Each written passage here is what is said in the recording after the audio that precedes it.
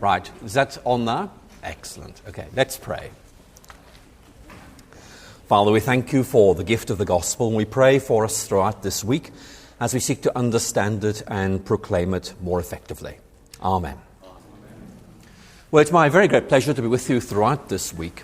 And the topic of this class is Christian Apologetics in the Postmodern World, Theory and Practice. So let's just look at the title. It's all about apologetics. What is apologetics? How do we do it? What use is it? And I'll be covering a wide range of options, and in our question time afterwards, I'm hoping we can extend that in any particular direction you like. So we're looking at the theory of apologetics, but more than just the theory, because as you'll notice from the subtitle, it's not just the theory, it's how you actually do this in practice. And therefore we'll be spending quite a lot of time asking the question, how would you do this in this situation? How would you actually use this when you're talking to your friends, when you're preparing a talk, when you're giving a sermon, whatever it is? It's trying to focus this down in terms of action, not simply theory. And of course, it's about doing this in the postmodern world. Now, obviously, the world in which we live is rather complex. It's not uniformly postmodern, or indeed it's not uniformly anything at all.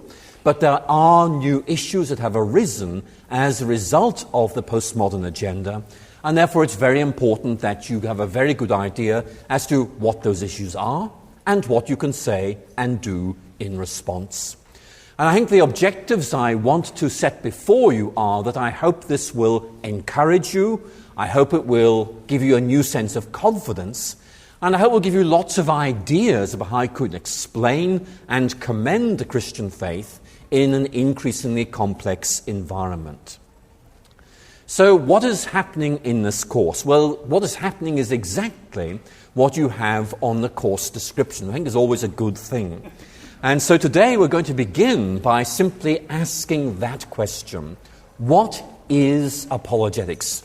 Trying to understand what this discipline is, what use it is, how we go about doing it.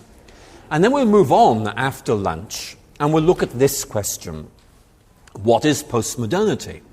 And what difference does that make to the way in which we do apologetics? And let me just make a little point before we go any further. And we have a slightly skewed schedule by which we have an hour and a half before lunch and an hour after. And with your permission, I would like to end slightly before 1 o'clock, but go on slightly beyond 3 o'clock so we have more equal distribution. Otherwise, we're going to have lots of questions for the first lecture and relatively few questions for the second lecture. And that won't always work out very well. So I hope that will be all right. Then we're going to move on, and we're going to look at this very important question. Namely, how do we go about identifying barriers to faith? One of the tasks of apologetics is to try and work out what are the roadblocks to faith, what stops people believing in the gospel, and trying to look at both what these are, but also what we might say in response. Now, an obvious problem is that we have a limit on time, so we won't be able to look at a huge number of these. But it's very important that you appreciate I'm more interested in teaching you a method, a way of doing things, rather than a detailed point-by-point account of what you say in this situation or that. The whole object of this lecture course is to encourage you to develop your own method in response to the objections, the difficulties, but also the openings that you will find in your ministry. And therefore, in the fourth lecture, likewise, we'll be looking at a whole range of possibilities, the areas where people may find there are points of contact for faith. I'll be looking at what some of these are, but again, the important thing is what ones you can identify in the audience that you are dealing with. So again, it's a generalized method. How could you take this in relation to your situation and doing something with it? Then we're going to move on and look at not simply giving a rational defense of faith. but actually going beyond that and making an appeal to the imagination as well. And our primary dialogue partner here is going to be C.S. Lewis. I'll bring in J.R. Tolkien as well, but Lewis is extremely accessible, extremely stimulating.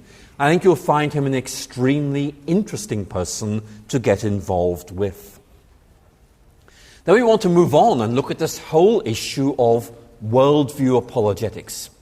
In other words, people tend to regard Christianity as a worldview that is in competition with theirs. For example, in competition with postmodernity.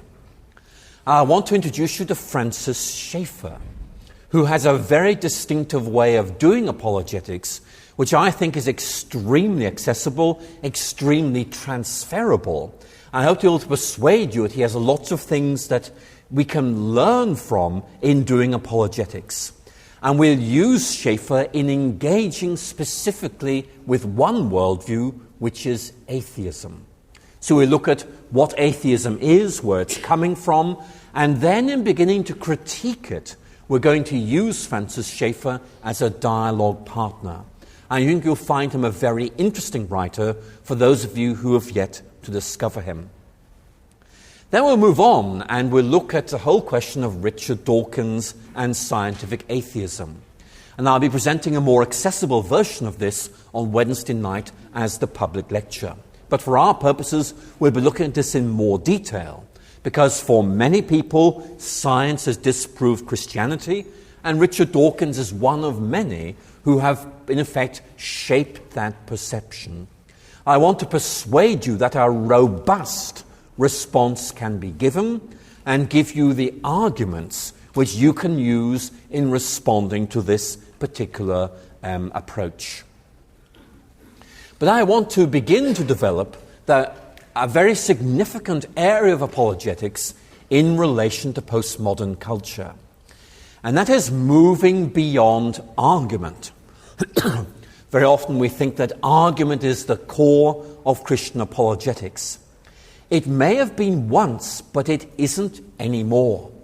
And the key thing is to realize how you can use stories, how you can use images in both commending and defending the Christian faith.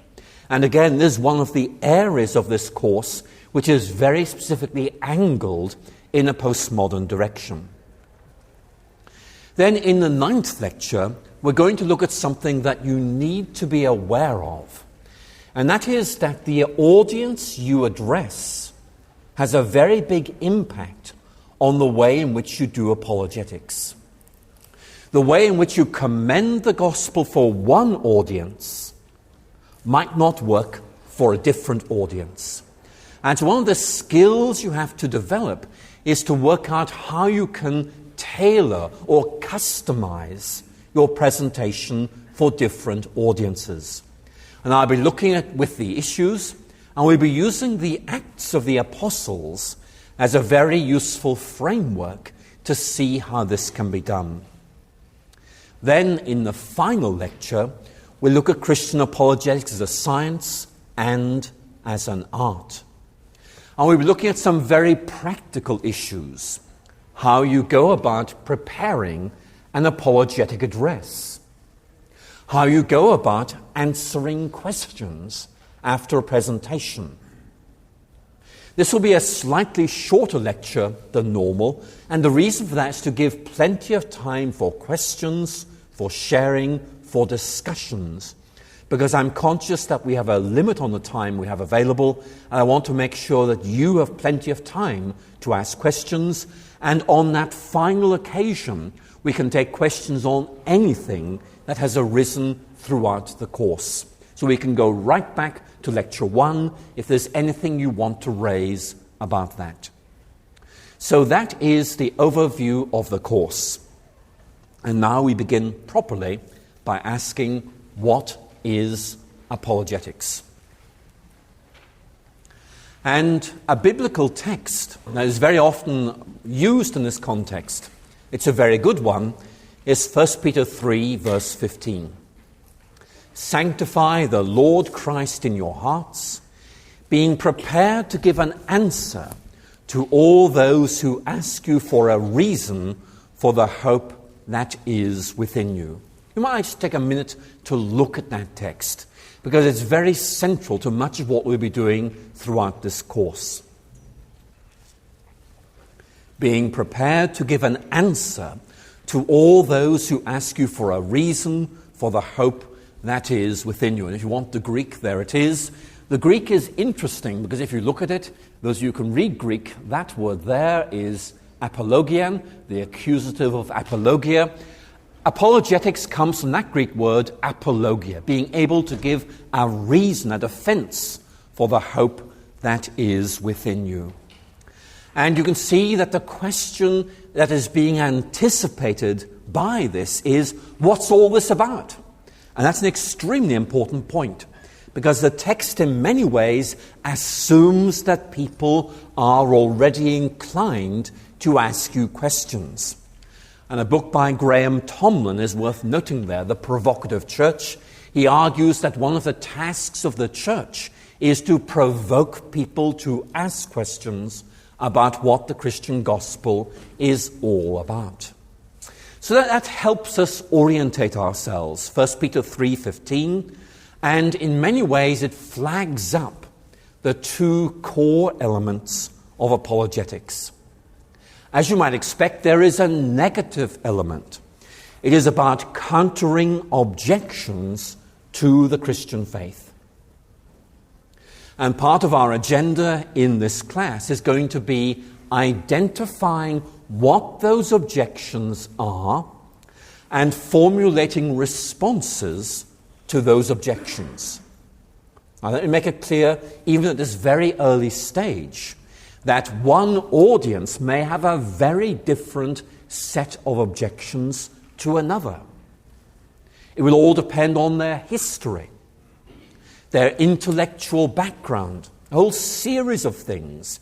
And one of the things you need to know is to get to know the audience so that you can work out where they're coming from, identifying those objections and being able to respond to them. But positively, apologetics is about explaining, and indeed more than that, about commending the truth and the vitality of the Christian faith. Meeting objections and stressing the many positive aspects of faith. Now, of course, very often we are placed on the defensive. We are critiqued, we're asked questions. And therefore you may find that the negative side of things sometimes has a higher profile. But the point I need to stress is both of these are there. And many of the points that I'm going to be making throughout this lecture are about identifying what the problems are and what we can say in response, but also about identifying what the positives of faith are.